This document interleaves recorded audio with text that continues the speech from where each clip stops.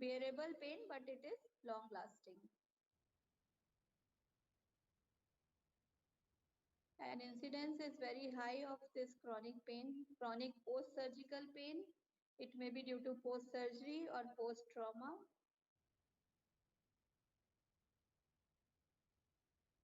For post-surgical pains, they last at least 2 months.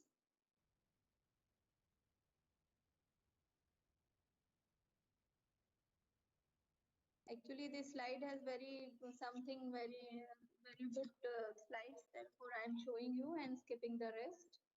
So the post-operative pain, this depends on type of surgery. If patient has undergone extensive surgery or some spine surgery, some thoracic surgery, so he will have post-operative pain for a long time.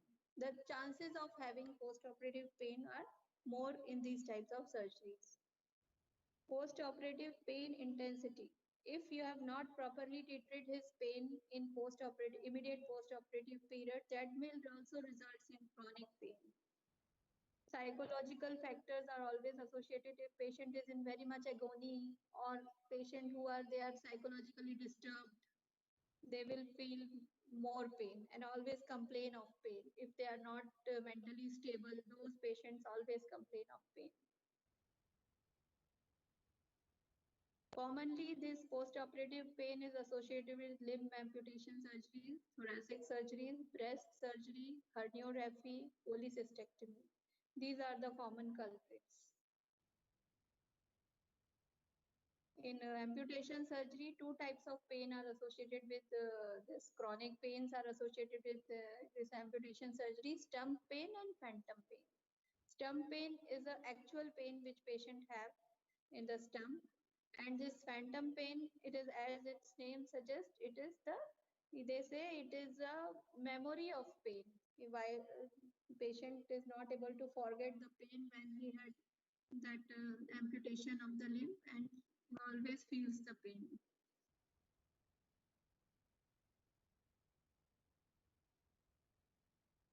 And it is due to somatosensory inputs of sufficient intensity and duration can produce long-lasting changes in central nervous system. So they result in chronic pain symptoms. Pain after thoracotomy is also common. Incidence is 50%.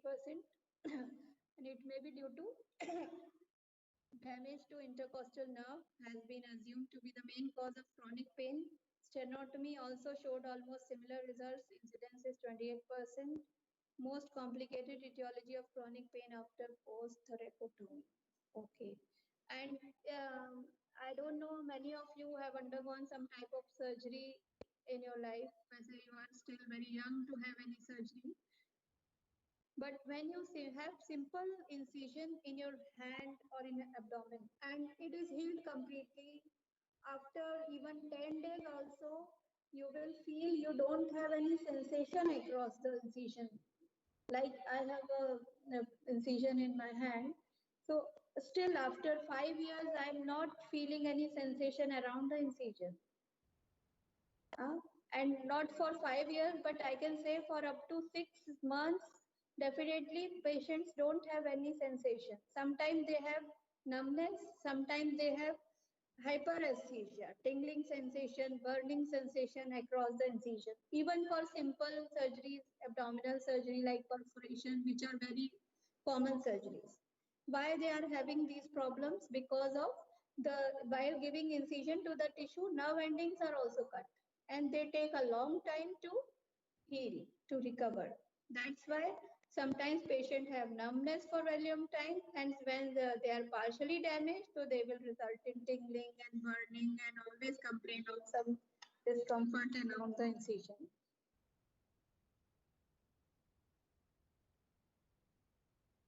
After breast surgeries also, patient complains of pain, and that is also because of maybe the cause is intercostal or brachial nerve injury. After herniorrhaphy, incisional hernia surgery is done laparoscopically or by open surgery. In both cases, patients have post-operative pain for very long time. In cholecystectomy also this postoperative pain is very much common.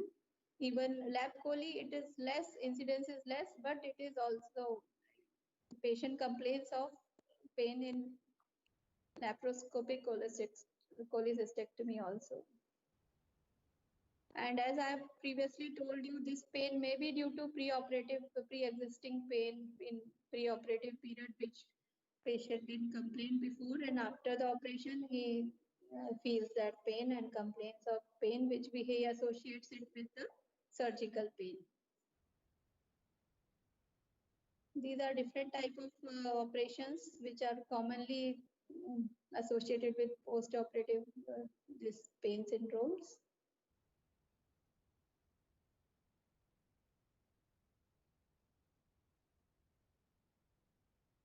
There are very much scientific theories given about why this chronic pain occurs, and this pain is due to tissue damage and nerve damage. Mostly it is due to tissue damage, nerve damage. These nerve damages causes, tissue damage causes primary hyperalgesia, peripheral activity, nerve damage, and nerve damage also. In tissues, there are fine nerve endings which we not see through our naked eye. And there is nerve ending damage called central sensitization, which causes hyperalgesia, spontaneous pain, allodynia, decreased threshold to peripheral stimuli, expansion of receptive, increased spontaneous activity. Nerves are hyperactive. And this slide is showing very good incidence of post-operative pain. When it is the post-operative pain is undertreated in cardiac patients, there is increased sympathetic activity. In any patient, when the pain, what will happen when you have pain? You have sympathetic overactivity. And like sweating, anxiety, these are all sympathetic hyperactivity symptoms. So increased sympathetic activity will be there, which will cause myocardial oxygen demand will be increased, and patient may have angina, or sometimes those are cardiac patients, they may have myocardial infarction also. And as far as GI effects are concerned, patient will have decreased GI motility. In post-operative patient, those patients who are dull and anxiety, depressed and having pain, they have this gastric motility is decreased, they are constipated and have bloating sensation mostly. And in abdominal surgeries, when patient is having abdominal incision, he will have pain while inspiration and inspiration mostly. So he will take shallow breaths, and due to that, repeated shallow breathing will cause this collapse of basal atelectasis in the lung, because all the alveoli, they will not open up properly, and cause this atelectasis will further result in pneumonia due to congestion of lung secretions. Increased cardiac that I have told you, anxiety and fear will be there, which will cause psychological disturbances.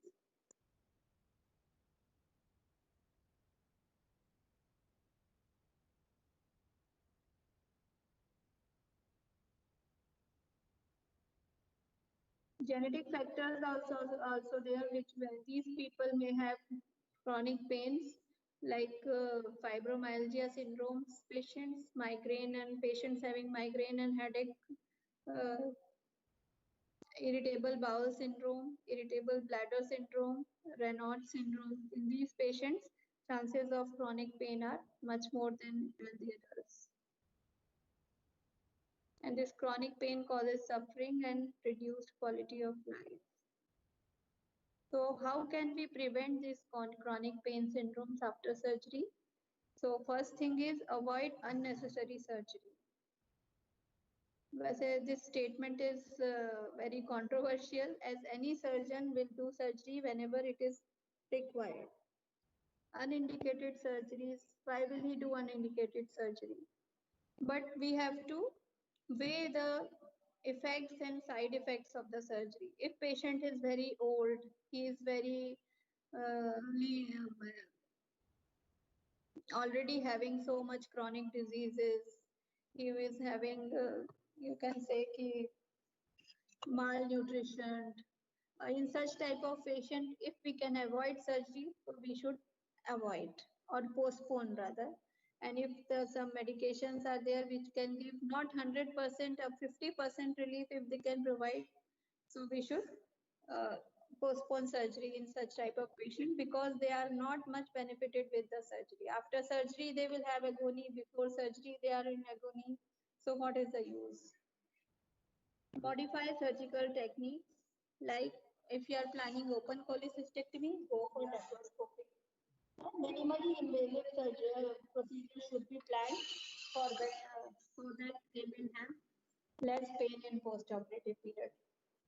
Aggressive multimodal analgesia, as I've already told you, multimodal analgesia is very good for pain relief, and you can give IV analgesics, intrathecal analgesics, epidural analgesics, whatever way is there, patient should be pain-free.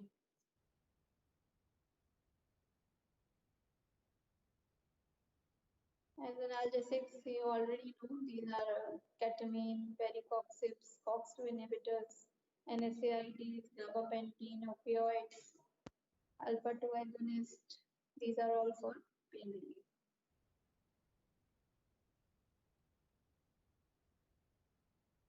Gabapentin administered preoperatively provides very good pain relief. And the interventional techniques are very good nowadays.